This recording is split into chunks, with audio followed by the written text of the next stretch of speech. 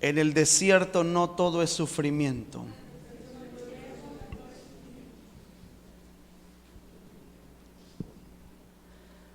Dile, el desierto enamora.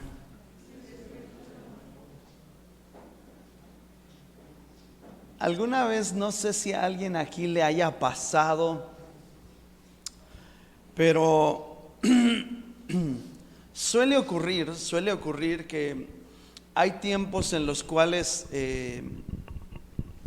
tú mantienes una alta comunicación o un alto grado de contacto con alguna persona y no hay nadie más en esa área más que esa persona y tú, y principalmente suele ocurrir con personas del sexo opuesto, que empiezas de alguna manera, es tanta la comunicación, es tanto el tiempo de pasar juntos, que llega un punto en el que hasta te sientes atraído por esa persona. Y esto es producto de que no hay nadie más con quien convivas más que con esa persona. Entonces el producto de esto, de pasar un tiempo solos, de convivir y compartir tanto, desencadena en que sientas una atracción. Aunque de principio que tú lo hayas visto, hayas dicho, no manches, está bien feo. ¿Ah? O fea. También los hombres son así. ¿Ah? De principio, cuando lo conociste o la conociste, antes de pasar ese tiempo ahí juntos trabajando o en X área, dijiste, no, ni de chiste.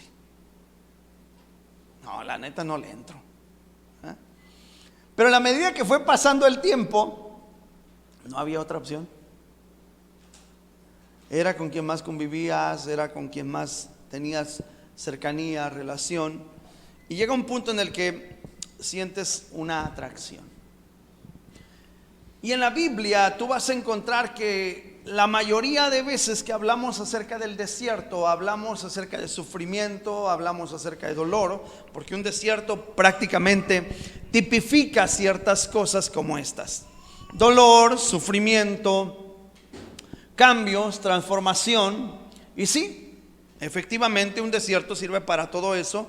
Tú lo puedes ver a lo largo de la historia del pueblo de Israel y te puedes dar cuenta que el pueblo de Israel es llevado por el desierto, y en ese desierto Dios empieza a tratar con ellos de una forma tan especial y de una forma tan directa que empiezan a sufrir ciertos cambios. No todos, porque Dios, aún a pesar de que está intentando llegar al corazón de todos y a pesar de que las manifestaciones son para todos, no todos entienden lo que Dios está haciendo. De hecho, de casi 2 millones de personas que lleva Moisés, solamente hace Dios dos excepciones, y son Josué y Caleb. Imagínate, pastoreando 2 millones de personas por un largo tiempo. Ya llevas 40 años como pastor. Yo un día le dije al Señor: Señor, dame ovejas que entiendan. He de confesarlo delante de todos. Y luego el Señor me llevó ahí a Deuteronomio, a Éxodo y a Deuteronomio, porque Moisés le vuelve a repetir la ley a toda una generación nueva. Y yo dije: Señor, haz caso omiso a mi oración. Yo dije, pastorear 2 millones de personas, imagínate que tú eres el pastor de 2 millones de personas que van contigo en el desierto. Yo quiero que te pongas un ratito en mi lugar y en el lugar de Moisés, ¿ok? Tú eres Moisés, Moisesa, Mollita, ¿ok? Y vas caminando por el desierto con 2 millones de personas.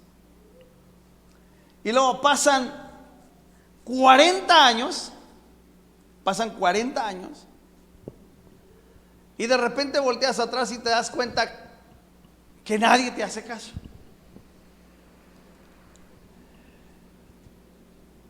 Y empieza a pensar, porque Moisés llegó a este punto. Llega Moisés con Dios y le dice: mira, quiero hablar contigo seriamente, Señor. ¿Acaso yo concebí a todo este pueblo? Yo lo saqué de Egipto. ¿acaso son míos?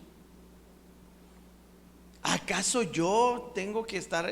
Y empieza ahí Moisés a desahogarse y todo. Y Dios termina diciéndole: pues mira, Moisés, tú crees que todo lo hiciste tú, pero la neta es que todo lo hice yo. Después de que Moisés recibe esa respuesta de parte de Dios, Moisés se da cuenta que en realidad él solamente ha vivido una parte de lo que él cree que ha padecido y que ha sufrido, y que la traición más grande no la lleva Moisés, la lleva Dios mismo. Entonces, imagínate, tú caminas con 2 millones de personas, llegas a un punto en el que Dios te dice: hasta aquí terminó tu trabajo, y de aquí en adelante le toca a alguien que ha estado esperando y que yo he estado preparando por este largo tiempo, porque tú ya estás viejito, y ahora le toca a él a guiar a una nación nueva, a un pueblo nuevo, rejuvenecido, porque todos los que tú traías ya se murieron en el desierto. Ninguno quiso obedecer. Imagínate, tienes 2 millones, se renovaron, tienes otros 2 millones ahora, o probablemente más, porque se han multiplicado, y ahora los que tienes están nuevecitos. Y lo primero que Dios le dice a Moisés, antes de que los entregues, haz una cosa: repítele la ley a estos, porque los primeros no agarraron la onda. Entonces, porfa, repítele la ley a estos. Entonces Moisés les empieza a repetir la ley a toda una nación nueva, rejuvenecida, y la toma Josué. Y al tomarla Josué, parece ser que los cambios van a ser muy palpables, muy visibles. Y yo me imagino a Josué con sus 80 años, porque ya estaba viejillo. Bueno, no, perdónenme, no, mi suegro está bien chavo todavía. Mi suegro todavía no llega a los 80. Pero pues ya Josué ya estaba en los 80. Entonces, Josué los toma, y cuando los toma Josué, lo primero que les dice es: prepárense, santifíquense, porque mañana Dios hará grandes cosas entre nosotros. Y bueno, Josué está contento porque vamos a avanzar, y porque vamos a caminar, y porque ahora sí le vamos a echar ganas. Algo así como cuando estás renovado y dices: esta vez nadie me va a parar, nadie me va a detener, ahora sí me voy a poner a dieta, se les acabó su gordito, y este año 2022 que va a empezar, voy a empezar bien atlético. Algo así más o menos como tus propósitos de fin de año cada año por 10,000 años que llevas. Haz más o menos así. Y empezó Josué y empezó a motivarlos y a hablar con ellos y a decirles: la vamos a hacer en grande, vamos a entrar a la tierra prometida. Y efectivamente entran a la tierra prometida y comienzan a avanzar. Y en el capítulo 7 del libro de Josué, te das cuenta que sucede algo, y sucede algo muy interesante que a Dios le duele mucho en su corazón. Y es que hay un hombre llamado Acán que dice que toma un manto babilónico muy bueno, que vio el muy bueno, de lo que Dios les había dicho que no tomaran nada porque era maldito por Dios. Y Dios les dijo: de esta nación ustedes no van a tomar absolutamente nada en la tierra de Jai. Y cuando Acán toma este manto babilónico y toma unas piezas de plata y unas piezas de oro, y dice que las esconde debajo de su tienda de campaña, a Dios le ofendió demasiado. Y es ahí donde quiero enfocar nuestra atención, y es ahí de lo que habla el libro de Oseas, capítulo 2, versículo 14. Vamos a la escritura. Pero he aquí, dice, que yo la atraeré y la llevaré al desierto, y hablaré a su corazón, y le daré sus viñas desde allí, y el valle de Acor por puerta de esperanza, y allí cantará como en los tiempos de su juventud, como en el día de su subida de la tierra de Egipto.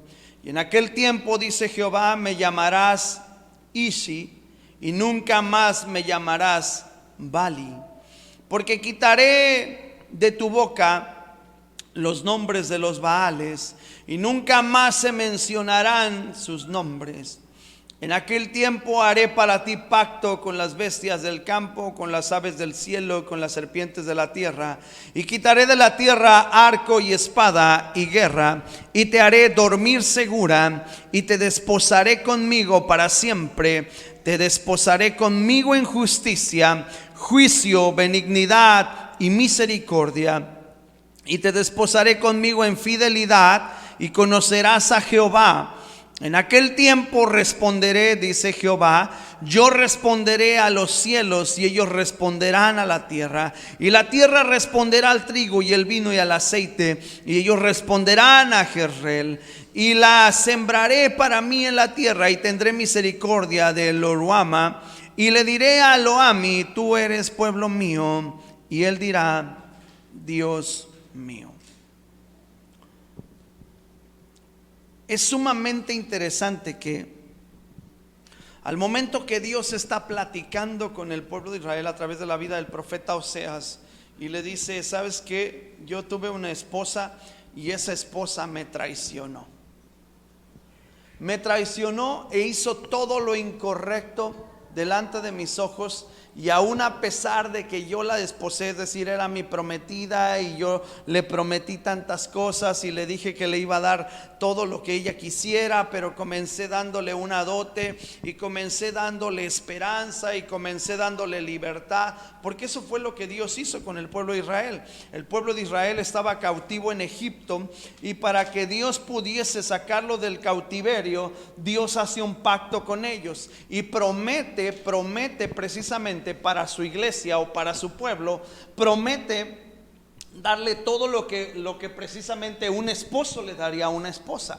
Y en esas promesas, o en esa promesa, Dios le está diciendo, voy a cuidar de ti, te voy a dar toda la tierra que yo ya he apartado, separado para ti, te voy a hacer vivir en abundancia, no tendrás necesidad de ninguna otra cosa, voy a traer sobre ti todo aquello que requieras, no vas a tener tú que andar batallando con nada, te voy a devolver autoridad, la misma que perdió el hombre en el huerto del Edén. Entonces Dios empieza a comprometerse de tal forma que empieza a mostrar su amor en gran cantidad. Y cuando llegas a esta parte del profeta Oseas, cómo Dios está interesado en volver a enamorar a su pueblo, y cómo Dios está interesado en volver a recuperar el corazón de esa nación, te das cuenta que Dios no solamente está hablando acerca de esa nación, sino Dios nos está dando ejemplo para nuestros días. Porque cuántas veces nosotros hemos dicho que atravesamos por desiertos, y sí puedo creerlo, que muchos de nosotros atravesamos por desiertos, pero en ese desierto no se genera absolutamente todo el cambio. Hay situaciones que se han convertido en un desierto en nuestra vida, pero que no hemos entendido el manejo de esas situaciones y que simplemente no han cambiado. Que volvemos a la misma necedad como lo hacía el pueblo de Israel. Por eso el pueblo de Israel no salía del desierto, era un caminar interminable. Por eso, aunque estaban a 15 días de llegar a la tierra prometida, Dios provoca que tarden 40 años en llegar a la tierra prometida, porque no están entendiendo ni el propósito ni el caminar que Dios quiere de ellos hacia Él. Entonces, en la medida que ellos avanzan, en la medida que ellos caminan, siguen metidos en un desierto del cual ellos han decidido no salir. No estaba en Dios llevarlos a la tierra prometida, estaba en ellos la decisión de llegar lo más pronto posible si hubiesen obedecido la voz de Dios. No es que Dios dijo, pues fíjate que no me obedecen y porque no me obedecen, los voy a castigar. En realidad Dios no usó el desierto como un castigo. Dios usó el desierto como una escuela que les enseñara a ellos lo que debían de hacer y de manera correcta. No lo entendieron así. Lo tomaron como si Dios hubiese querido hacerles un daño. Y aún a pesar de que Dios mostraba su amor, su gracia y su misericordia, no faltaba quien la regara nuevamente. Algo así como tú y yo, la neta. Que parece ser que vamos avanzando muy bien y de repente la regamos. El problema es cuando esto se vuelve continuo y cuando empiezas a perder la pasión y el amor por quien te trajo libertad. Cuando llegas a esta magnitud, entonces puedes darte cuenta que ya no sientes ni siquiera atracción por Dios. Y ahora sí, el desierto se convierte en un problema grave. Porque solo pueden ocurrir dos cosas cuando llega este problema a nuestra vida. O cambias y obtienes la promesa de Dios, o tu propio desierto te va a matar, como murió toda una generación en él. No hay otra opción. No hay más salidas alternas. No hay más situaciones. Ay, sí, pues Dios, de alguna manera yo creo que Dios me va a alcanzar. No, si Dios lo hizo con su pueblo a que más amó, ¿tú crees que va a impedir la disciplina y la justicia sobre nosotros? Por supuesto que no. Por supuesto que no. Cuando Dios habla a través de la vida del profeta Oseas y les empieza a decir: ay, estoy tan enamorado, y no es de la negra Tomasa. Dice: he aquí que yo la voy a traer al desierto y voy a hablarle a su corazón. O sea, el profeta Oseas nos está dando una revelación y un panorama bien distinto del desierto. Pero cuando Dios está hablando, le habla y le dice que lo va a llevar y le va a regresar todo en el valle de Acor. ¿Cuál crees que es el valle de Acor? El mismo lugar donde Dios se enojó con su pueblo, donde estuvo a punto de matarlos porque Acán tomó un manto babilónico muy bueno y tomó piezas de plata y de oro. ¿Sabes cuál es el punto aquí? Que tu desierto, aunque parezca que saliste, aunque parezca que resolviste tus problemas, cuando tú vuelvas tu corazón a Dios, Dios te va a llevar ¿hasta dónde? Al mismo lugar donde comenzaste a fallarle, porque quiere que entiendas, no quiere que simplemente pases por alto la situación como si nada hubiera ocurrido. ¿Sí te has dado cuenta que a veces como matrimonios pretendemos pasar por alto situaciones y siempre va a llegar un punto donde vas a volver a tocar ese tema porque no lo resolviste? Y mientras no lo resuelvas, ese tema está vigente, esa herida está fresca. Mientras tú no hayas resuelto aquello con perdón, con arrepentimiento, esa herida va a estar siempre vigente. Y en cualquier etapa de tu vida puede volver a surgir. Pero ojo, esta herida puede ser fatal para ti. Porque si Dios perdona el pecado de su pueblo, porque no lo toma como que Acán cometió pecado y bueno, todos los demás están libres de culpa, pueden irse a su casa. No, Dios señala el pecado y le dice a Josué: el pueblo ha pecado contra mí, aunque solo había sido un hombre, aunque había sido una sola persona. Dios le dice: la nación pecó contra mí. Júntalos a todos por tribus, por familias, y busca entre ellos quién ha cometido el pecado. ¿Sabes qué pasó con la familia de Acán? ¿Sí sabes qué pasó con ellos? Todos murieron. Todos fueron erradicados de la tierra, y de esa generación nunca se supo más nada. Y lo que Dios está diciendo es: bueno, te quiero volver a enamorar. Quiero volver a tomar tu corazón como cuando nos conocimos la primera vez. Quiero volver a hacer cosas maravillosas para ti. Pero te voy a llevar al mismo lugar donde tú me traicionaste. Porque es la única forma en que yo puedo sanar tu corazón. Tenemos que resolver la diferencia que hubo entre tú y yo en aquel lugar. Y tengo que recordarte que aunque ese lugar fue muy amargo para ti y para mí, fue un lugar de angustia, porque eso es lo que quiere decir acor, angustia. Aunque en ese momento tú estabas angustiado o angustiada, voy a volver a llevarte a ese punto, no para hacerte sufrir, sino para que te des cuenta que yo puedo sanar tus heridas y puedo restituir todas las cosas.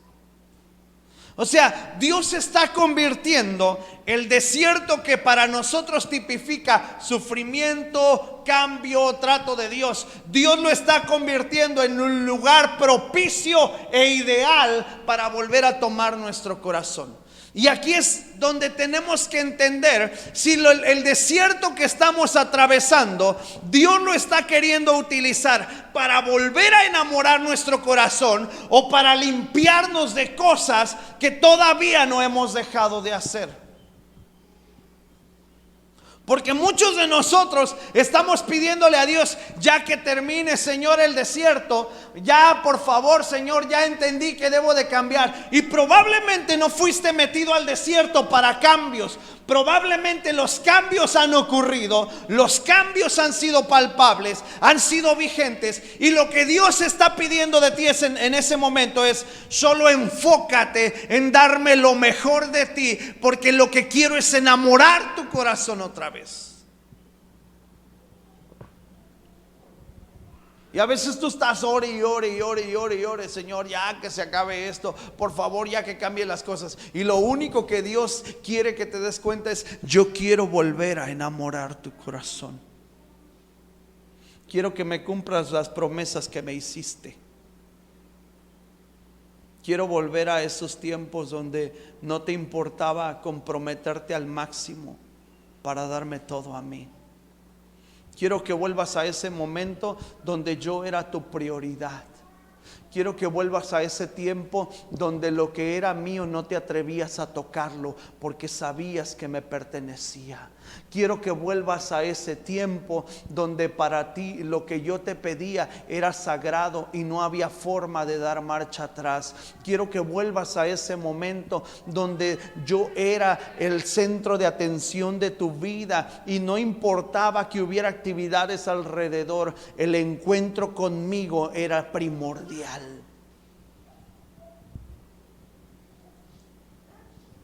Eso es lo que Dios está demandando de nosotros en este tiempo. Eso es lo que Dios estaba diciéndole al pueblo de Israel. Y Dios le dice algo bien interesante: solamente en ese lugar yo te puedo devolver todo lo que el diablo te robó, porque no puedo hacerlo en ningún otro lugar. ¿Por qué?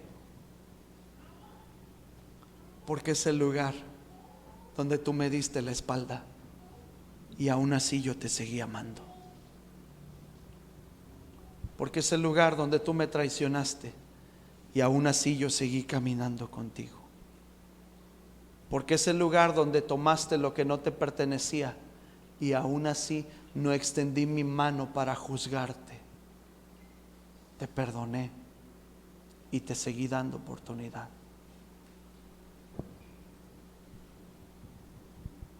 Si no solo son palabras bonitas lo que le está diciendo el profeta Oseas al pueblo de Israel, no solo son palabras de amor de, ay, sí, me va a volver a enamorar y mi amado va a llegar y todo va a volver a ser como antes, porque entonces sí, Él me va a quitar toda la aflicción. Y lo que Dios le está diciendo es, y después de que yo te lleve a ese punto, lo primero que tengo que quitar de ti son las costumbres que adoptaste que yo no te dije. Y voy a quitar de tu boca los baales, y solamente tu boca va a hablar de mí, va a mencionar mi nombre, va a enfocarse en decir lo que yo te diga, va a enfocarse en darme honor solamente a mí. Entonces yo voy a convertirme en tu ishi, voy a convertirme en tu marido, voy a convertirme en tu esposo, voy a convertirme en la fuente de tu provisión. Ya no vas a depender de Baal, es decir, ya no, otras cosas no van a tomar el lugar que a mí me corresponde, porque el lugar que a mí me corresponde, así como tú lo valoraste al principio, así para mí sigue teniendo la misma importancia. Y aún a pesar de que tú me pusiste en un término diferente, en segundo lugar, aún a pesar de eso, yo seguí parado junto a ti, seguí cuidando de ti, te he librado de accidentes, te he librado de aflicciones, te libré de problemas, y aún así que me has traicionado, sigo amándote y quiero enamorarte. Eso es lo que Dios está hablando.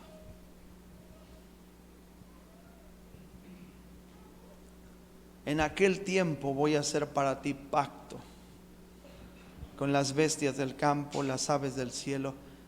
¿Qué le está diciendo Dios? O sea, tu pecado te ha llevado a perder autoridad por sobre todo lo que hay en la tierra. ¿Sabes por qué a veces no podemos levantarnos? Porque nadie que vive fuera de la autoridad puede ejercer autoridad. Es por eso que tu propio pecado te está matando.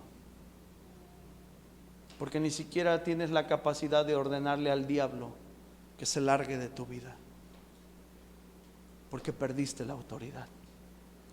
Y no la vas a recuperar hasta que vuelvas al punto donde fallaste y restituyas al Señor lo que le prometiste.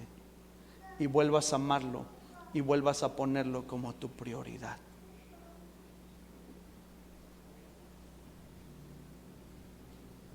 Gente que se ha visto menguada en su vida espiritual y en su relación con Dios.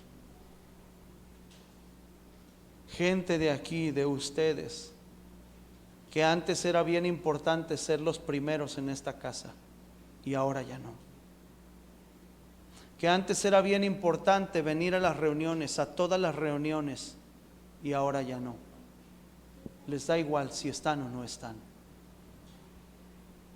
Por diversos compromisos, llámale como tú quieras, por diversas actividades. Simplemente las cosas cambiaron y ahora Dios ya no es tan importante como al principio. Y Dios está diciendo, quiero volverte a enamorar, quiero devolverte lo que perdiste, quiero darte realmente lo que necesitas. Quiero convertirme en la fuente de tu provisión, en el sacerdote de tu casa, en tu esposo, en el que provoca que no te falte nada, en aquel que te da protección, en aquel que va a quitar ese sentimiento de soledad de tu vida. Quiero convertirme en esa persona. Fíjate lo que termina diciéndole el Señor. Y te voy a desposar conmigo para siempre, y te voy a desposar en justicia, en juicio, en benignidad y en misericordia. ¿Sabes qué significan estas palabras? Dice, en justicia quiere decir que solamente alguien como Él podría justificar nuestra vida. En juicio quiere decir que nadie más que Él tiene el derecho sobre tu vida de emitir algún juicio. Y aún teniendo el derecho, no lo ha hecho. En benignidad quiere decir que nadie le va a ganar a Dios en hacer el bien. Él es más bueno que tú y que yo. Y luego termina diciéndole, no solo en eso, en misericordia. Y la misericordia de Dios es que aún a pesar de cómo hemos sido hasta hoy, estamos aquí. O sea, notas las palabras, notas que se cumplen estas palabras cuando escuchas las palabras de Jesús hacia su pueblo y hacia su iglesia, y el compromiso que Él hace con nosotros de no desampararnos, de no dejarnos, de estar con nosotros en medio de la aflicción. Y sobre todo algo bien importante que Él dice: voy a estar contigo todos los días de tu vida hasta el fin del mundo.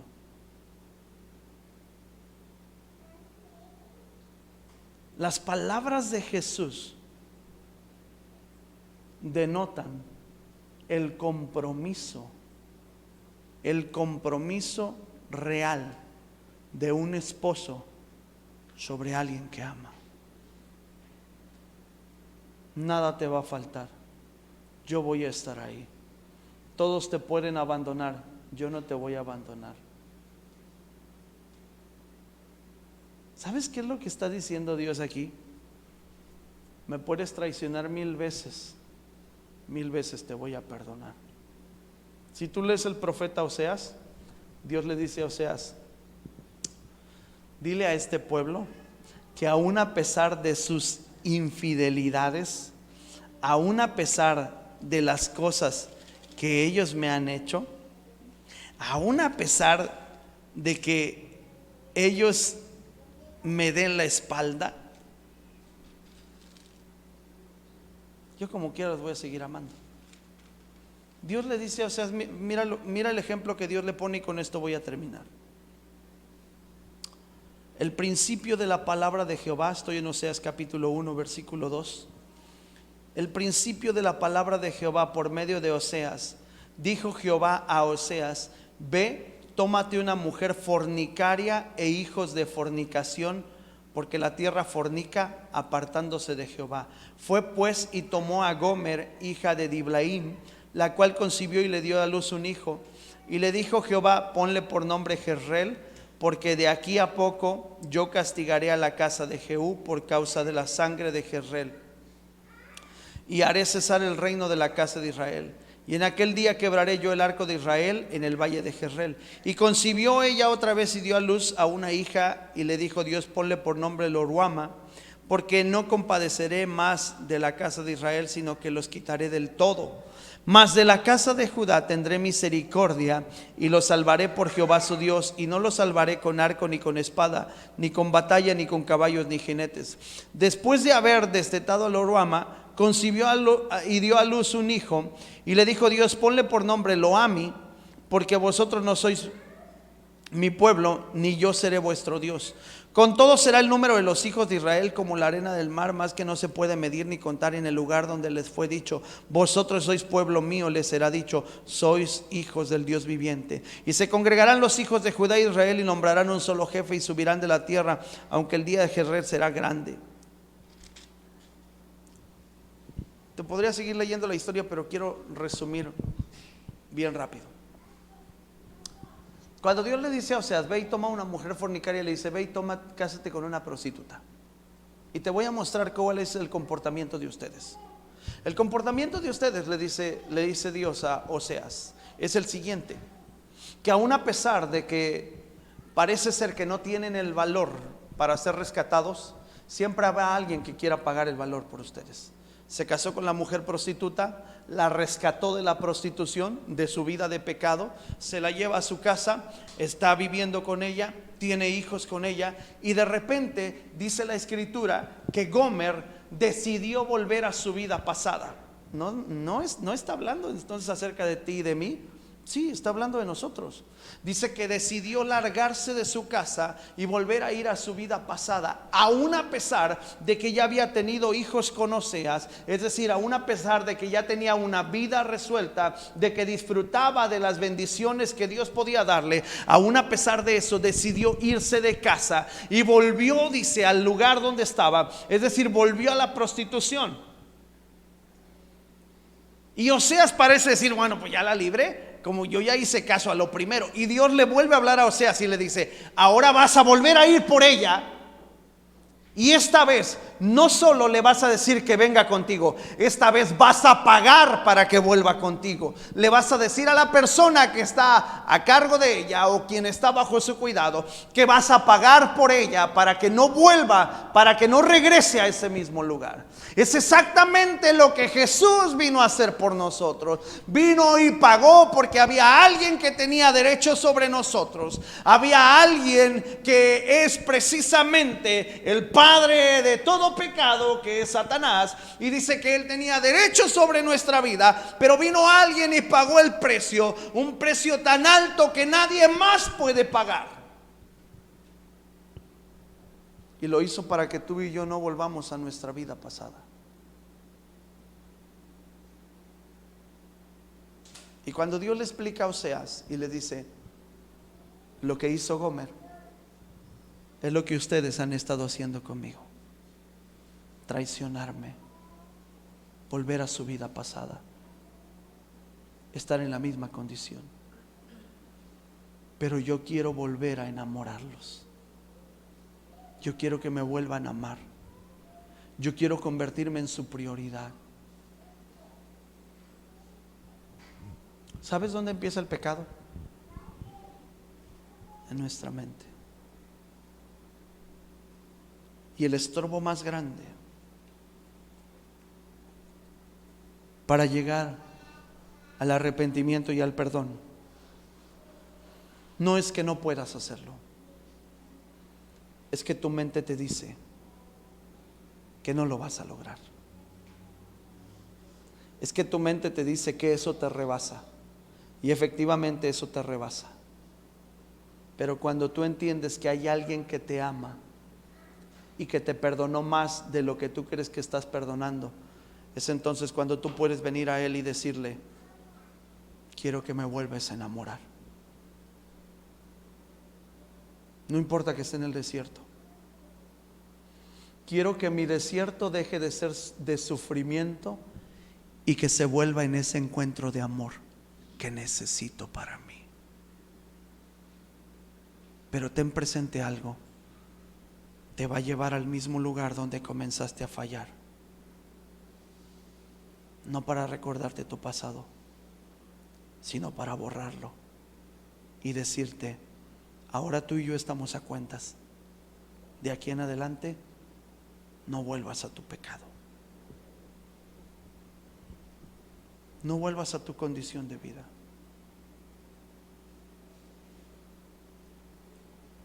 Grábate esto: el desierto no simplemente es para sufrir. El desierto es el lugar que Dios va a usar para enamorarte. ¿Por qué razón? Porque en ese desierto no va a haber nadie, solo tú y Dios. Porque en el desierto nadie te puede ayudar, solo está Él. Porque en el desierto, aún a pesar de que existen los animales más ponzoñosos y peligrosos, como serpientes, como escorpiones, que son los más letales, en medio del desierto es cuando Él libró a toda una nación de morir así. En medio del desierto solamente Él puede darte la cobertura, como lo hizo con el pueblo de Israel. En medio del desierto solo Él puede darte calor, como lo hizo con el pueblo de Israel. En medio del desierto solo Él puede alimentarte, como lo hizo con el pueblo de Israel. En medio del desierto Él puede proveerte de toda la ropa que necesitas, como lo hizo con el pueblo de Israel. En medio del desierto solo Él puede enamorar tu corazón, cuando tú comiences a verlo a Él otra vez y dejes de verte a ti mismo y en tu condición. Inclina tu rostro ahí donde estás.